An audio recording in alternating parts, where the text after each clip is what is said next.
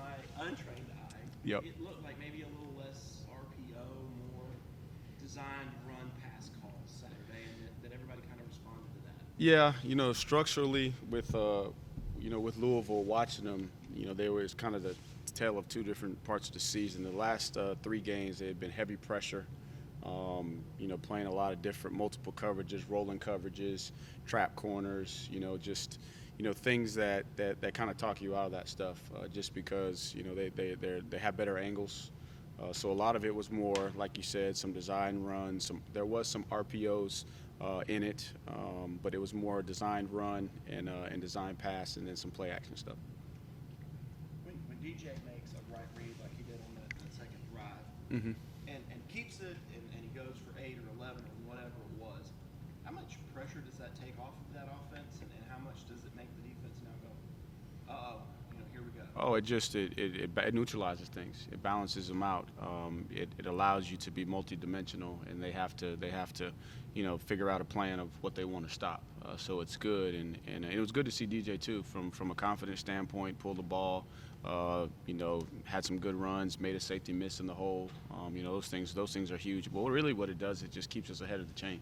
So if we have a play call where maybe they're set up to play it, you have that one element with your quarterback being able to make you right, and they may not be accounting for him on that particular defensive call. So it helps and really a lot of it is just everybody being on the same page, because our offense is built in the run game, going back to the origin of tempo, where you played fast, and that's kind of where all the answers and the RPO and all that stuff came from. When you're playing fast, you don't know what you're going to get defensively, so you got to have some answers, and that's the core of our offense. And it's good when you can have everybody on the same page, knowing what the answers are, and then just give yourself an opportunity to stay ahead of the chains, based off of what the defense calls. And then there were a couple plays on some of the design runs in the game where they just had a better call.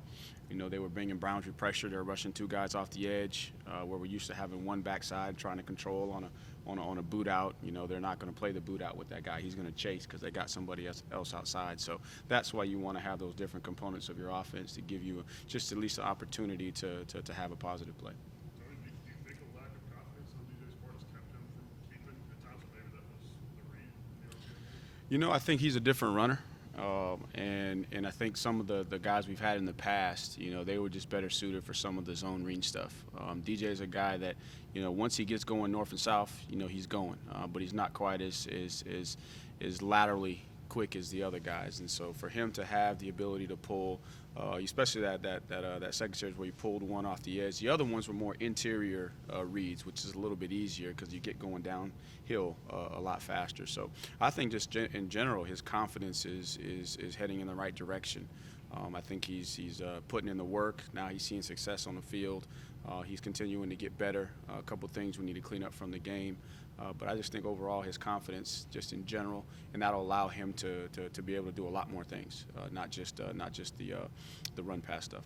Tony, I know it's early in the week, but what have you seen out of UConn, and will there be any challenges given UConn's struggles this year? Right. The guys focused on Right. the field and on their record. What's impressive is they're in a similar situation as us, with a lot of adversity. Their coach, second week of the season, I believe, and the kids are still playing hard. Structurally, they're very sound in what they do. They're not very multiple. Now the challenge, I think, is I don't think they've played in 3 weeks, right? So they've had some time just to prepare for Clemson. So they could come out and have something that we hadn't seen on tape. And they've done some odd stuff earlier in the season, not as much. But they play hard. They got Division I players. I know one of the D linemen is a young man from Charleston. That we had in camp. So they're very capable, and then they know what they're doing. They got some depth on the D line.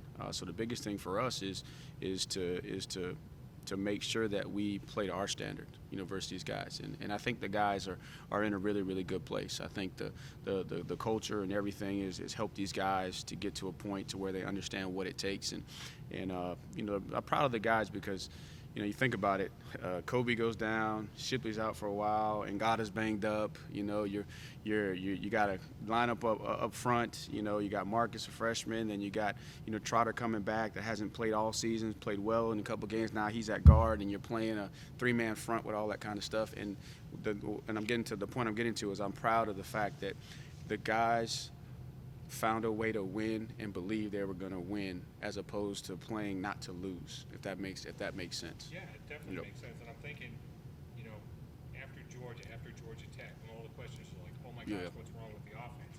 It has to have morphed to an appreciation for how tough these guys have hung in there and played and come out on top in difficult situations. No doubt. Just everything happens for a reason. Truly believe that, and I believe that this is a program that is intended to to help people and help help bring change in certain situations. And obviously, when we were having the tremendous amount of success, there was change that was taking place there.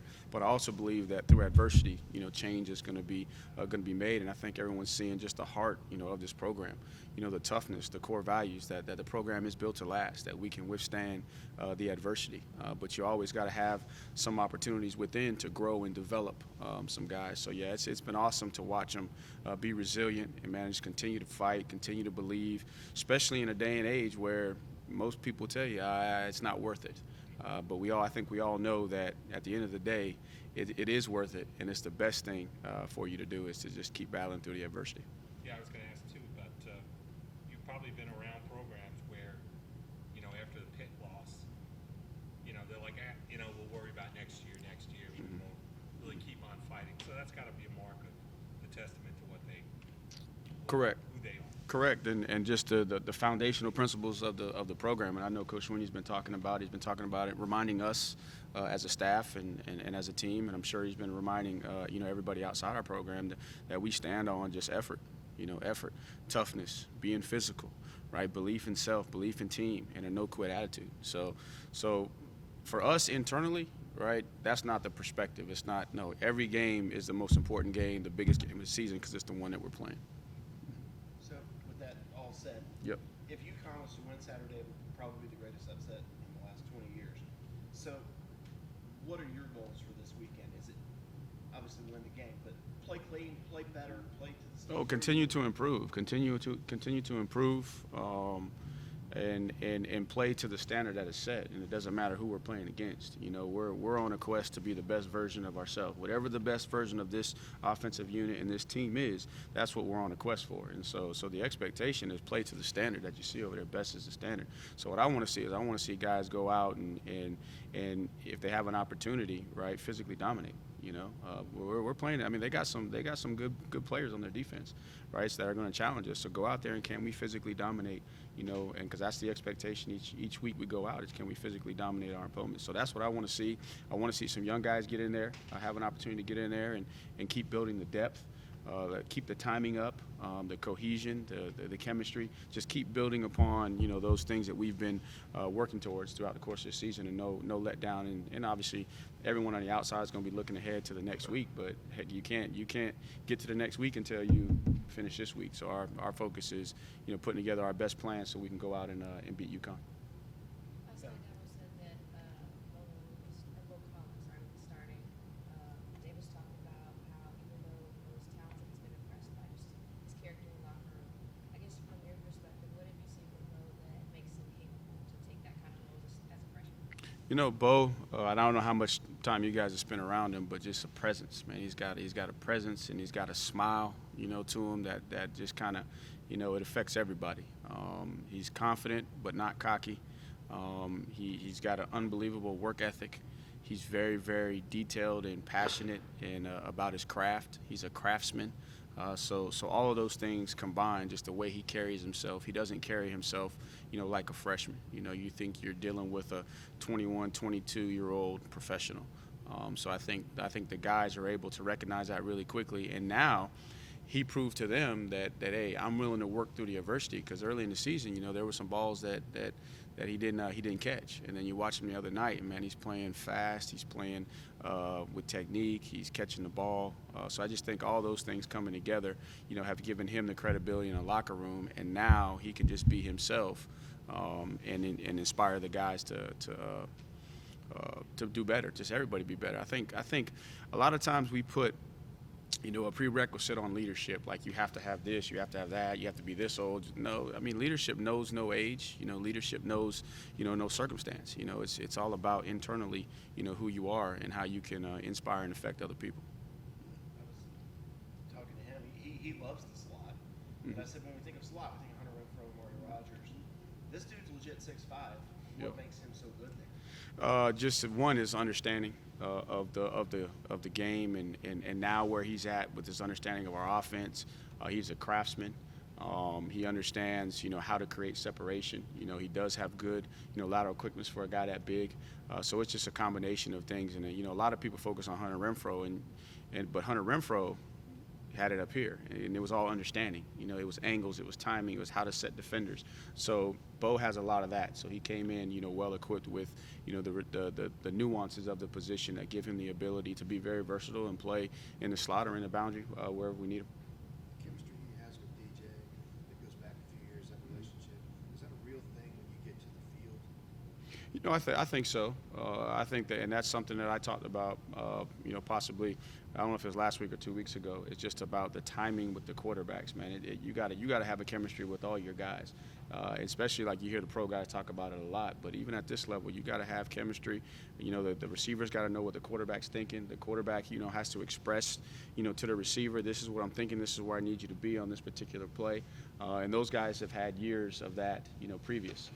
So obviously they're going to be ahead in their personal chemistry, but I think a quarterback has to have chemistry with all of the guys, skill guys on offense, especially in the passing game. When I see Bo run a route, the word that I think of is smooth. Smooth. He's been that way since he showed up to Yep. camp. Do you agree with that? Oh yeah, very smooth. Very smooth. Just you don't realize how fast he is. You know what I'm saying? Because he is so smooth. He understands break points. He understands route running, how to set guys up, influence, speed fluctuation,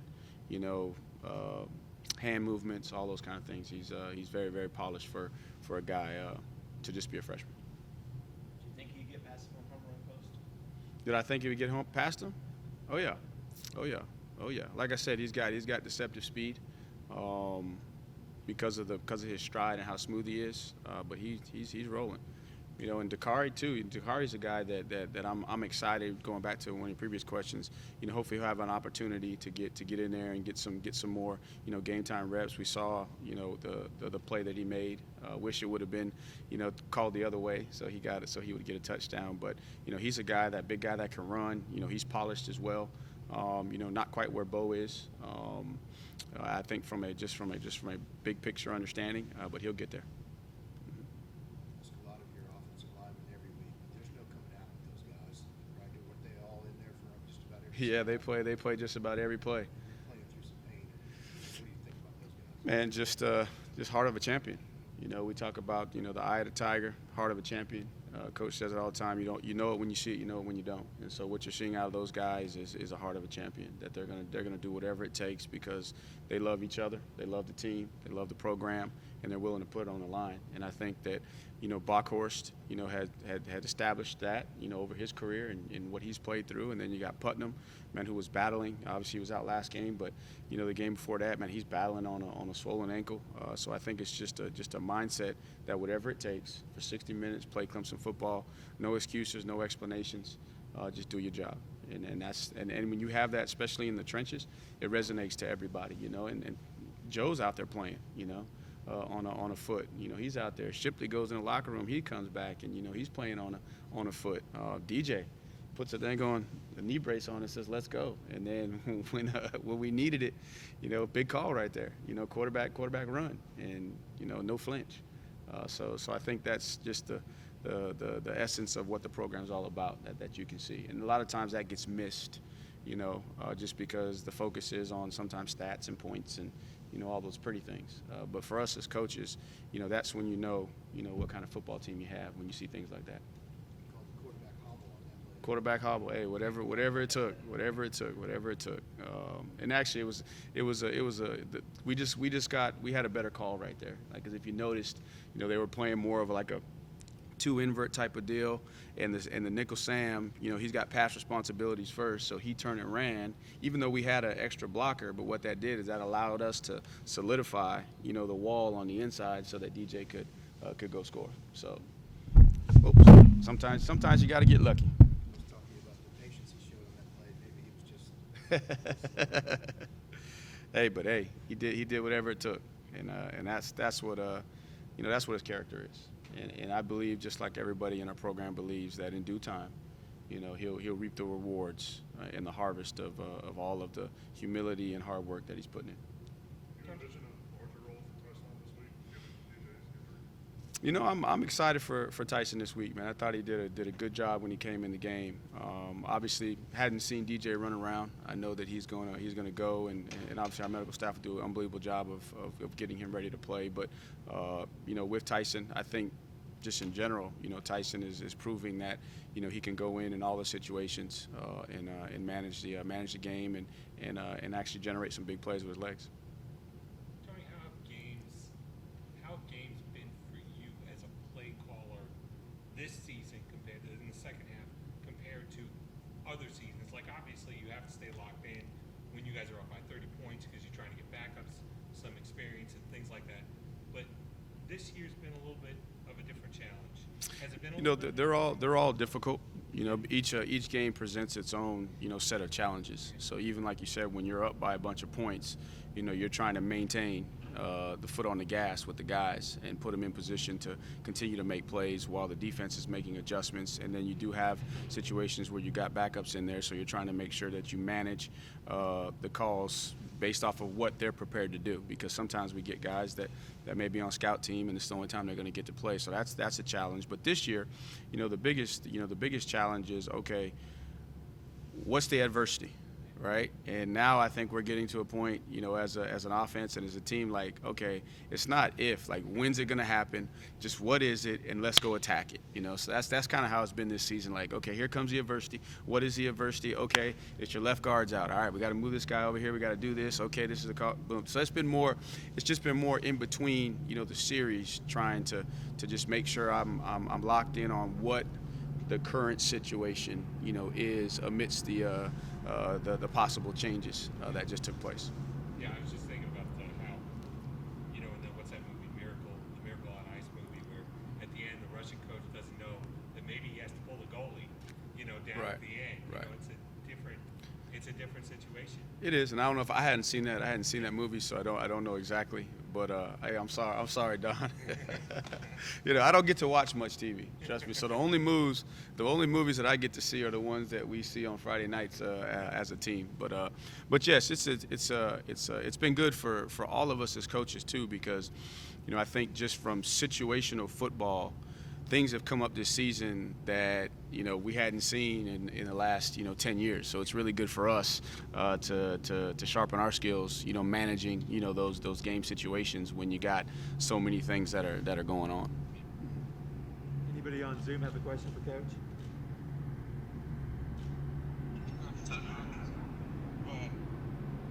Tony, this is Matt. I was just going to go back to 4th and 1, playing at the goal line with the jumbo. Just how much have y'all been working on that this year? And I guess how confident were you this year? We work it every week.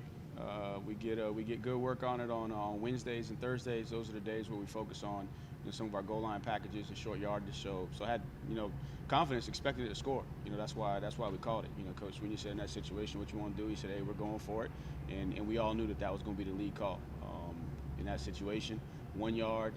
We got our heavy boys in there. We got biggest running back we got, and we just got to win our one-on-one matchups. And we had a little bit of leakage on the backside.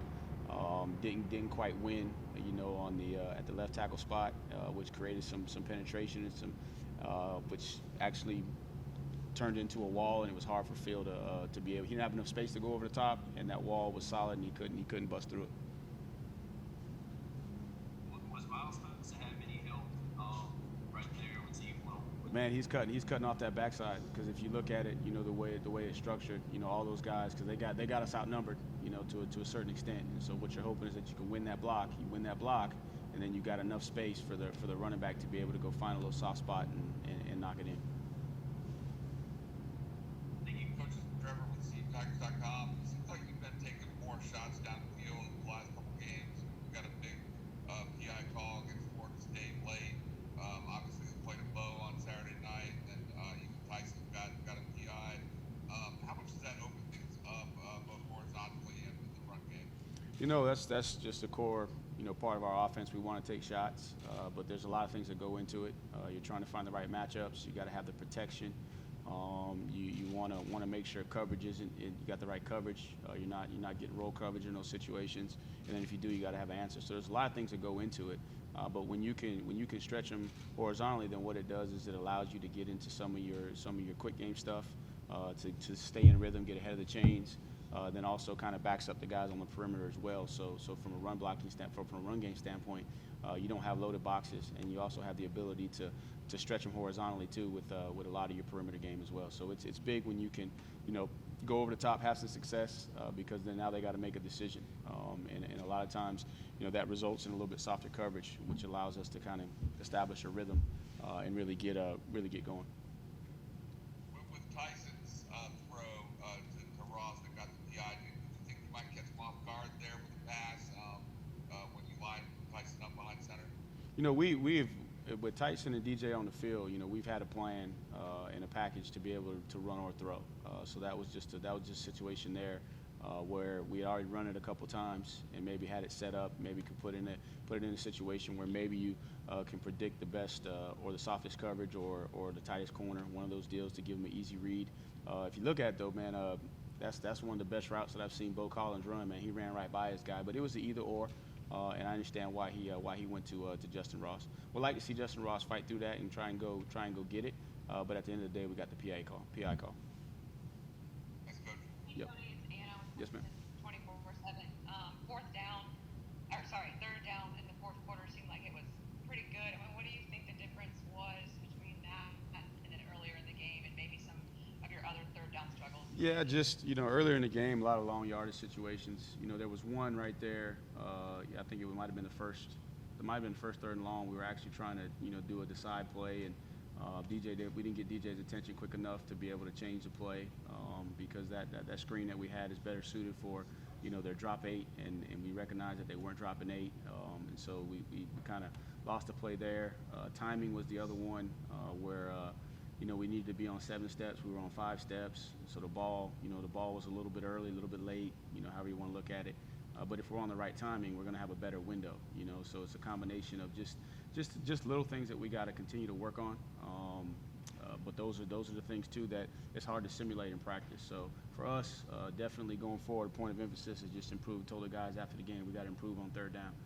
Because again, we're going to get into games these next couple of games where the margin for error is not going to be very big, and the key is going to be staying on the field, scoring points in the red zone, and staying on the field on third down. All right, well, that'll have to wrap it up. We have James Skowski ready next, so thank you, Coach. All righty. Thanks, Coach. I appreciate y'all.